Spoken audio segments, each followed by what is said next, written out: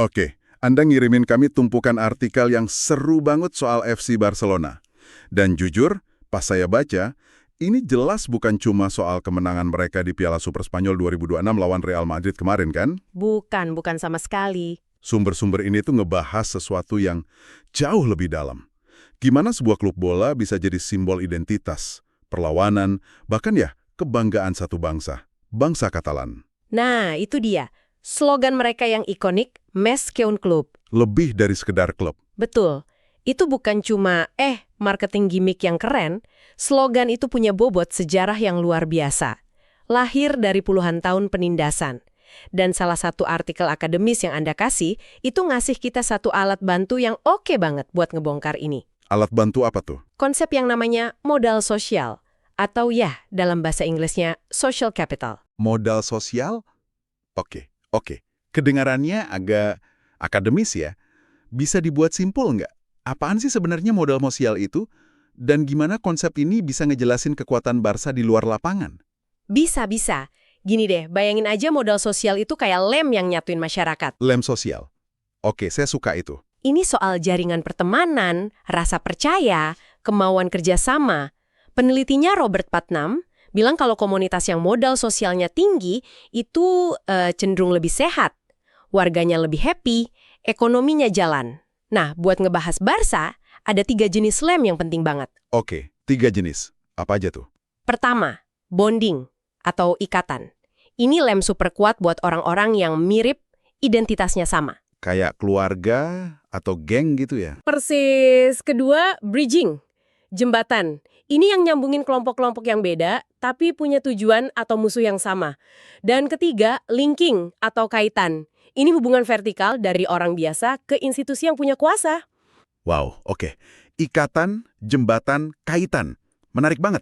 Jadi kita bakal pakai 3 kacamata ini buat lihat gimana Barca berevolusi ya. Dari klub olahraga biasa jadi raksasa budaya. Kita mulai dari fondasinya dulu deh. Dari si lem perekat itu, bonding. Tepat. Kita harus mundur jauh ke 1899. Sejak awal didiriin sama imigran Swiss, Johann Gamper, Barca tuh emang udah dirancang buat beda. Salah satu sumber Anda kan nunjukin statutanya. Iya. Di situ jelas banget tertulis, klub ini asosiasi swasta nirlaba, dimiliki dan dikendalikan oleh para anggotanya. Tunggu. Jadi ini beneran nggak ada satu konglomerat atau syekh kaya yang punya. Ini murni milik fansnya. Di zaman sekarang kedengarannya mustahil banget. Nah, itu intinya. Disitulah bonding social capital mereka bekerja. Ikatannya kuat banget, karena tiap anggota atau sosi ngerasa punya klub ini. Mereka bukan cuma konsulen tiket. Mereka pemilik. Betul, dan rasa kepemilikan ini dikuatin lagi sama struktur unik mereka, namanya penyes. Penyes? Ini semacam fan klub resmi gitu kan? Lebih dari itu, jauh lebih dari itu. Mereka itu kayak DPR-nya klub, punya kekuatan politik internal. Tanpa dukungan mayoritas penyes, direksi itu susah gerak. Oh, jadi beneran ada powernya ya? Banget. Contohnya nih, pembangunan Camp Nou tahun 57. Itu kan proyek raksasa. Gimana peran mereka di situ? Asosiasi penyes ini yang di garda depan. Mereka yang galang dana dari anggota di seluruh Catalonia. Ini bukan cuma donasi, ini kayak proyek gotong royong massal. Jadi tiap bata di Camp Nou itu kayak ada rasa memiliki kolektifnya. Pantesan ikatan emosionalnya dalam banget. Dan jangan lupa, klub ini juga polideportiva. Artinya punya banyak cabur lain ya? Basket, futsal, hoki? Benar. Dan ini bukan cuma soal bisnis, ini pernyataan simbolis. Klub seolah-olah bilang, kami ini wakil seluruh komunitas Katalan. Apapun olahraga favorit kalian. Jadi bondingnya makin luas. Nggak cuma fans bola aja. Oke, jadi fondasinya kepemilikan bersama yang bikin ikatan komunalnya super kuat. Tapi ikatan skuad itu pasti diuji kan? Apalagi kalau ada tekanan dari luar. Saya langsung kepikiran era diktator Jenderal Franco. Itu pasti ujian terberatnya. Anda langsung ke intinya. Disinilah peran Barca berubah total. Dari cuma wadah bonding, mereka terpaksa jadi simbol perlawanan. Disinilah modal sosial tipe kedua, si bridging alias jembatan, jadi penting banget. Konteksnya separah apa sih waktu itu? Tekanan dari rezim Franco? Parah banget. Rezim Franco itu kan dari 1939 sampai 1975 ya. Agendanya itu sentralisasi total. Mereka mau identitas Spanyol itu cuma satu. Monolitik gitu ya? Betul. Akibatnya budaya-budaya daerah yang kuat, kayak Katalan, Bask, itu ditindas habis-habisan. Bahasa Katalan dilarang di ruang publik. Bendera mereka, Senyera, juga dilarang. Dan di tengah situasi kayak gitu, ada klub namanya FC Barcelona. Wah, langsung jadi sasaran empuk. Udah pasti. Dan ada satu momen tragis di salah satu sumber Anda yang jadi titik baliknya. Agustus 1936, presiden klub waktu itu, Josep Sunyol, dieksekusi sama pasukan Franco. Apa? Presiden klub dieksekusi. Gila. Ini udah jauh banget dari urusan bola. Jauh banget. Sunyol ini bukan cuma presiden klub, dia juga politisi kiri pro kemerdekaan Katalan. Dialah yang bikin slogan olahraga dan kewarganegaraan. Kematiannya itu jadi martir. Pasti. Kematiannya itu yang mengkristalkan identitas Barca sebagai simbol perlawanan ya. Tepat. Stadion mereka, Camp Nou, tiba-tiba jadi lebih dari sekedar arena olahraga. Itu jadi salah satu dari sedikit ruang aman yang tersisa. Di dalam stadion, puluhan ribu orang bisa ngumpul, ngomong bahasa mereka tanpa takut ditangkap. Rezim bahkan nyerang identitas klubnya langsung kan, soal nama sama logo itu. Betul. Nama Football Club Barcelona kan kedengeran asing ya, ke Inggris-Inggrisan, dipaksa ganti jadi Club de Futbol Barcelona, biar lebih Spanyol. Logonya juga diubah kan? Iya, logo diutak-atik, bendera Katalan di logo itu kan ada 4 garis merah kuning. Sama rezim dikurangi jadi cuma 2 garis. Seolah-olah mau menghapus identitas Katalan dari DNA klub. Gila, usaha yang sia-sia kayaknya ya. Ini malah bikin perlawanannya makin kuat. Dan ini nyambung ke cerita yang luar biasa di salah satu sumber, kasus guru Ceta tahun 1970. Diasosiasikan sama pemerintah pusat. Nah, wasitnya, si guru Ceta ini ngasih penalti yang super-duper kontroversial buat Madrid. Buat penonton di stadion, itu bukan cuma salah wasit biasa kan pastinya. Jauh. Itu dilihat sebagai serangan politik, bukti kalau rezim main curang bahkan di lapangan bola. Reaksinya luar biasa. Pemain Barca protes keras, ada yang diusir. Tapi yang paling epik itu penontonnya.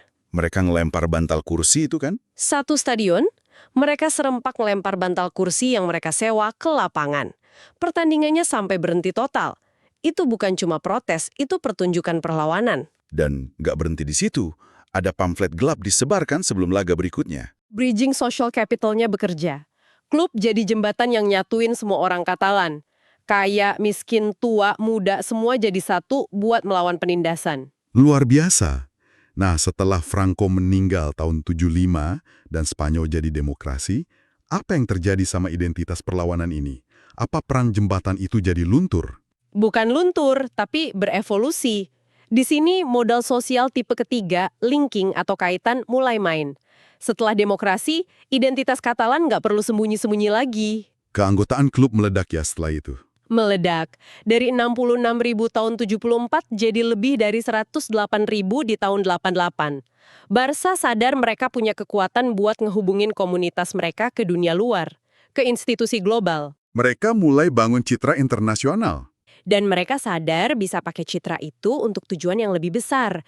Contoh paling ikonik yang ada di sumber Anda juga, kesepakatan mereka sama UNICEF tahun 2006. Ini, saya ingat banget, ini momen yang aneh tapi brilian. Di saat semua klub jual space di jersey mereka, Barca malah sebaliknya kan? Kebalikan total. Bukannya dibayar sponsor, FC Barcelona justru membayar UNICEF. Sekitar 1,5 juta euro per tahun. Tunggu, mereka yang bayar? Mereka yang bayar, supaya bisa pasang logo badan anak-anak PBB itu di depan jersey mereka. Ini langkah yang belum pernah ada sebelumnya. Dunia bola komersial geger waktu itu. Pasti ada direktur marketing yang pusing 7 keliling. Nolak puluhan juta dolar. Apa sih pesan di balik langkah gila ini? Pesannya kuat banget.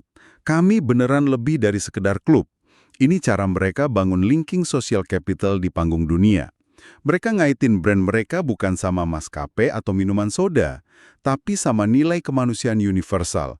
Dari simbol regional Katalan, jadi simbol kesadaran sosial global. Jenius. Langkah yang sangat jenius. Jadi perjalanannya lengkap ya. Dari bonding internal, jadi bridging perlawanan, sampai jadi linking ke panggung dunia. Dan sejarah ini kayaknya masih berasa banget sampai sekarang ya. Beberapa artikel berita yang Anda kirim nunjukin perseteruan politik ini masih hidup. Betul, dan di sini kita harus lihat dari beberapa sisi, sesuai sumber yang ada. Di satu sisi, klub emang konsisten nunjukin solidaritasnya.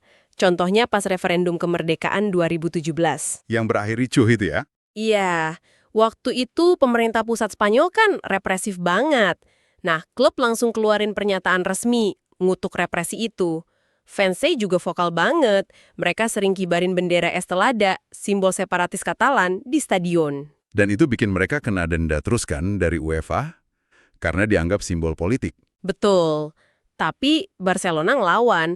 Mereka banding. Alasannya, larangan itu melanggar hak dasar kebebasan berekspresi. Ini nunjukin posisi mereka sebagai pembela hak Katalan. Tapi, ada sudut pandang lain juga di sumber Anda. Dari London School of Economics, yang ngasih perspektif beda. Iya, dan ini penting buat kita bahas. Artikel itu berargumen kalau narasi viktimisasi yang kadang dipakai gerakan pro-kemerdekaan itu mungkin agak berlebihan di konteks Spanyol modern. Maksudnya? Argumennya, Spanyol sekarang kan negara demokrasi. Fakta bahwa pemimpin Katalan bisa secara terbuka nyeruin kemerdekaan, ngadain referendum, itu nunjukin kalau kebebasan berekspresi itu sebenarnya nggak terancam kayak zaman Franco dulu. Ini nunjukin betapa rumitnya posisi klub sekarang ya. Kayak kejebak di persimpangan. Satu sisi, fans lokal nuntut mereka terus jadi simbol politik. Di sisi lain, mereka ini merek global raksasa yang harus patuh aturan internasional. Dan nggak mau bikin jutaan fans mereka di seluruh dunia jadi nggak nyaman juga. Itu dilema utamanya. Menavigasi dua identitas itu tantangan terbesar mereka sekarang. Jadi setelah kita bedah semua ini, jelas banget ya. Buat ngertiin FC Barcelona, kita nggak bisa cuma lihat papan skor. Kita harus lihat lewat kacamata sejarah, politik, dan modal sosial tadi. Betul. Klub ini itu perwujudan bonding lewat kepemilikan anggotanya, jadi arena bridging waktu era Franco, dan sekarang jadi kekuatan linking lewat jangkauan globalnya. Tepat sekali. Identitas Mesk un Club itu ditempa dalam api. Makanya tiap laga lawan Real Madrid, El Clasico, itu rasanya lebih dari sekedar bola. Itu drama sejarah dan politik di lapangan hijau. Nah, ini yang membawa kita ke satu pemikiran terakhir buat Anda di rumah. Sumber-sumber ini nunjukin gimana Barca udah jadi entitas global yang masif. Sponsornya Spotify, fansnya di mana-mana.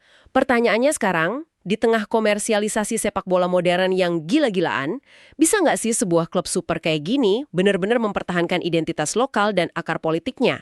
Atau jangan-jangan slogan Mesk un Club sekarang lebih jadi strategi branding global aja ketimbang cerminan realitas komunitasnya? Sesuatu untuk Anda pikirkan.